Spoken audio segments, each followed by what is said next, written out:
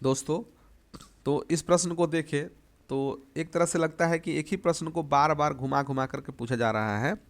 ये आपको बता दें कि 40वीं बीपीएससी में यह प्रश्न पूछा गया था और लगभग 48 से 52वीं में सेम प्रश्न पूछा गया। तो देख रहे हैं कि जनसंख्या संबंधी मुद्दों पर लगातार प्रश्न आ रहे हैं और इसे दो तीन बातें ही पूछी जा रही है। जनांकीय लाभांश, ठीक है।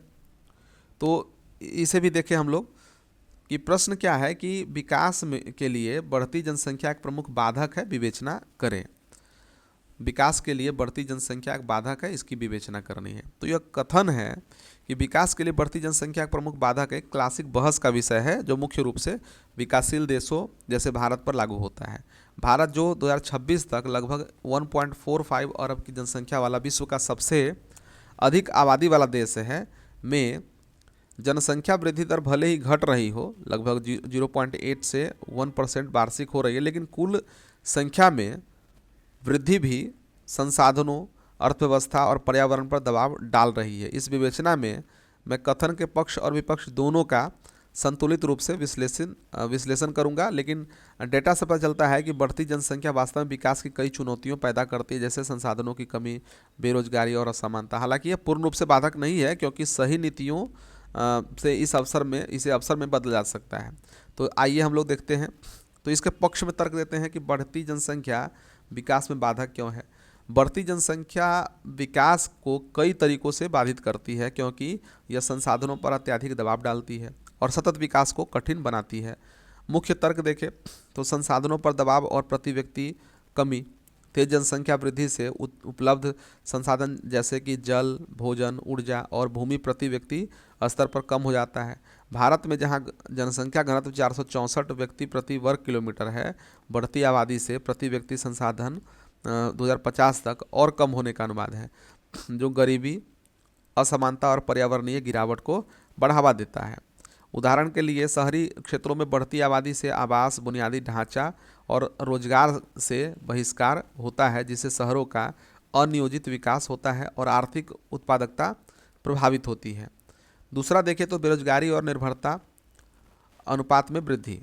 अधिक जनसंख्या से श्रम बाजार में प्रतिस्पर्धा बढ़ती है, जिससे बेरोजगारी और गरीबी बढ़ती है। भारत में युवा बेरोजगारी दर लगभग 15 से 20% के आसपास है और बढ़ती आबादी में निर्भरता अनुपात बढ़ता है, जहां कार्यशील जनसंख्या पर आश्रित हो यानी बच्चे और वृद्ध का बोझ अधिक होता है। इससे आर्थिक विकास धीमा होता है, क्योंकि संसाधनों का बड़ा हिस्सा बुनियादी जरूरतों पर खर्च होता है, न कि निवेश या नवाचार पर।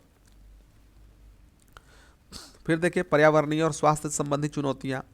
तो बढ़ती जनसंख्या से प्रदूषण, वनों की कटाई और जल संकट बढ़ता है, जो सतत विकास को बाधित करता है। भारत में शहरीकरण की धीमी गति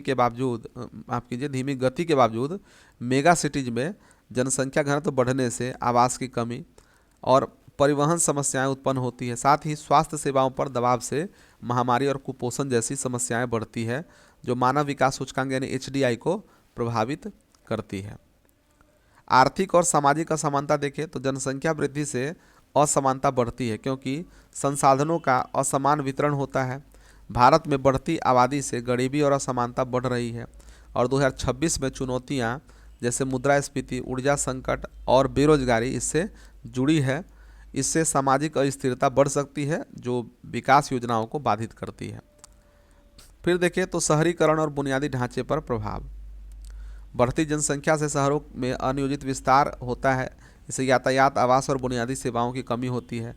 भारत में शहरीकरण धीमा हो रहा है, लेकिन जनसंख्या दबाव में से मौजूदा शहर अभिभूत है, जो आर्थिक विकास को रोकता है। तो हमने ये देखा कि बढ़ती जनसंख्या विकास की प्रमुख बाधक है। इसके पक्ष में तर्क। अब विपक्ष में देख लेते हैं कि बढ़ती जनसंख्या विकास का अवसर भी हो सकता है। हालांकि कथन में सच्चाई है, लेकिन जनसंख्या वृद्धि हमेशा बाधक नहीं होती है।